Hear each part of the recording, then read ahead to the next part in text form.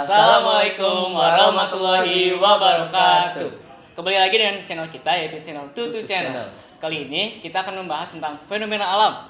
Fenomena alam apa sih? Fenomena alam yang kita akan bahas adalah puting beliung. Sebelum memulai, kita akan membawakan narasumber terpercaya, yaitu Ibu Esti sebagai pembina siap siaga dalam bencana. Mari kita sambut aja Bu Esti. Oke, assalamualaikum. Waalaikumsalam. Ibu sehat, Bu? Alhamdulillah. Gimana Dan? Alhamdulillah. Nih Bu, kedatangan kami mengundang Ibu untuk membahas tentang bencana alam yang terjadi di Bogor. Oke. Bencana alam ini kita bisa lihat dulu videonya ya Bu. Mangga.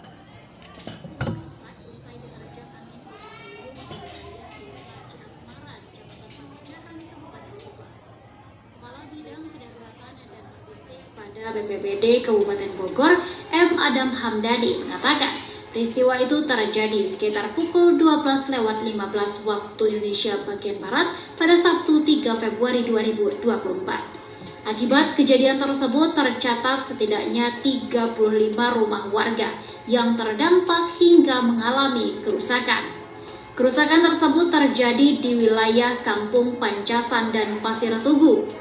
Diungkap Adam, di Kampung Pancasan 12 rumah rusak ringan, 6 rumah rusak sedang, dan 1 rusak berat. Sedangkan di Kampung Pasir Tugu 16 rumah rusak ringan. Dari kejadian tersebut, 6 keluarga yang terdiri dari 22 jiwa terpaksa mengungsi. Selain merusak rumah warga, angin puting beliung juga berdampak terhadap fasilitas pendidikan berupa PAUD yang mengalami kerusakan. Meski begitu, tidak ada korban jiwa akibat peristiwa ini. Adam menghimbau warga tetap waspada dan siap siaga ketika hujan deras kembali terjadi.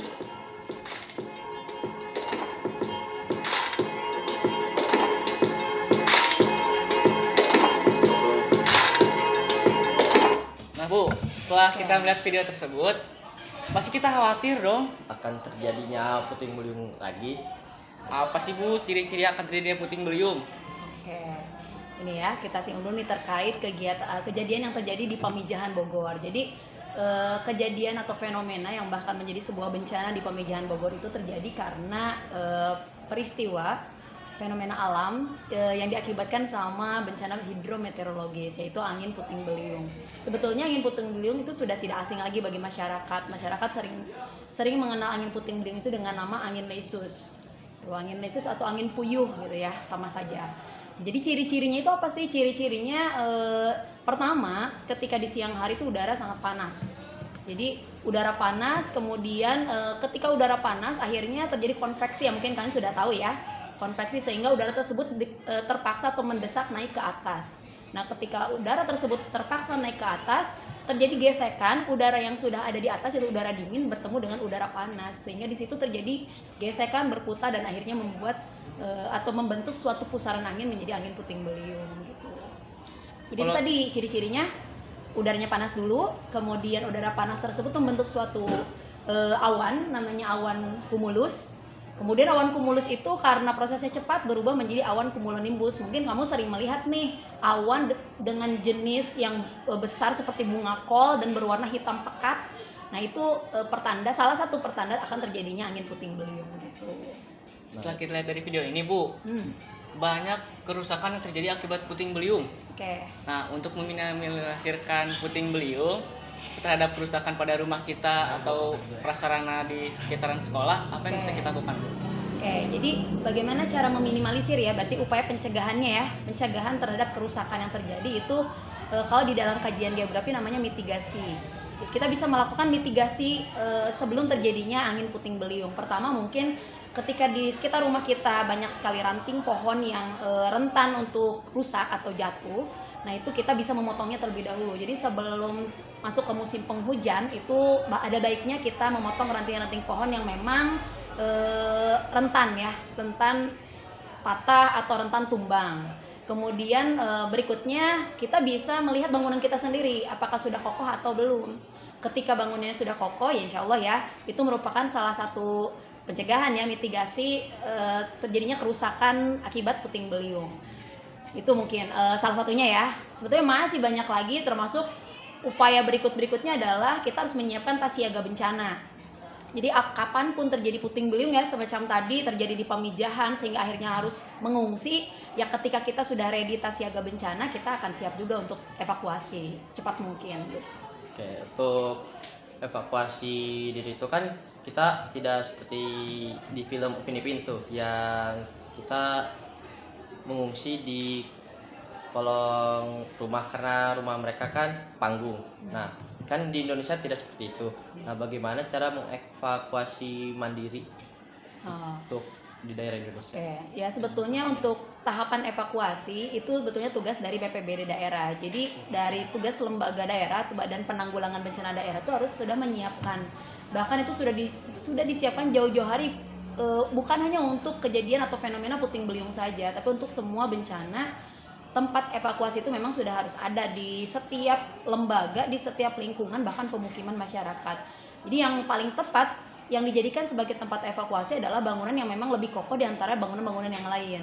Jadi sebagai contoh misalnya di satu pemukiman, ya tadi ya kalau di kasusnya Upin Ipin memang rumah-rumah di sana itu kan rumah panggung. Tapi bukan berarti rumah panggung itu akan aman terhadap bencana puting beliung. Tetap kita harus cek dulu yang seperti apa gitu ya, yang betul-betul kokohkah dari segi kayunya dan sebagainya. Nah, yang dijadikan tempat evakuasi pastilah bangunan yang lebih kokoh daripada yang lainnya, sehingga itu yang paling tepat ya,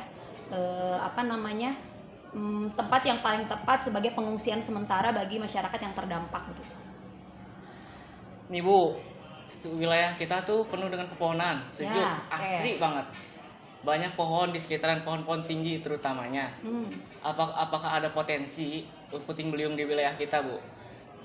Oke, jadi sebetulnya bukan karena banyaknya pohon puting beliung itu bisa terjadi di wilayah kita ya.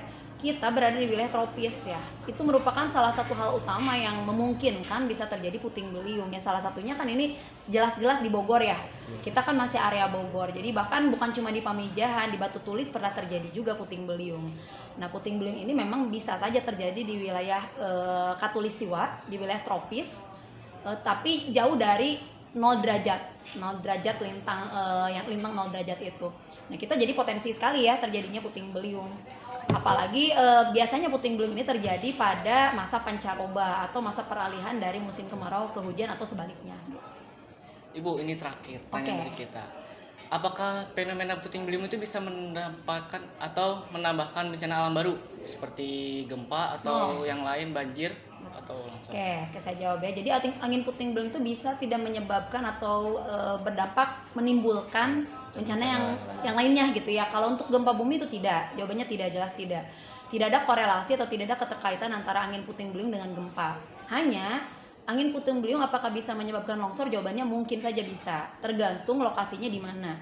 Ketika lokasinya pada daerah yang curam, ya, ketika lokasi terjadinya angin puting beliung terjadinya pada daerah dengan topografi yang curam, itu mungkin saja ketika putaran atau pusaran anginnya kencang, kemudian menumbangkan pohon, akhirnya tidak ada penahan tanah dan menyebabkan terjadinya gelincir dari tanah yang ada di sekitar wilayah tersebut. Itu bisa. Banjir juga bisa saja gitu ya, karena puting beliung ini tidak hanya terjadi di darat, bisa terjadi juga di air gitu, atau disebutnya water spout. Jadi mungkin saja terjadi bencana-bencana susulan, bencana tambahan di samping puting beliung gitu. Nah Bu, setelah dari penjelasan yang Ibu Hesti bisa berikan, mungkin di masa pancaraksah hari ini mungkin kita harus lebih berhati-hati terhadap fenomena alam yang akan terjadi di sekitar kita. Untuk selebihnya, terima kasih Bu Hesti telah memberitahu kita agar kita lebih aman dan lebih baik dalam menjalankan kehidupan. Mudah-mudahan ya kita selalu dilindungi Allah ya. Amin. Setiap kegiatan kita. Sekian, terima kasih. Kembali lagi ke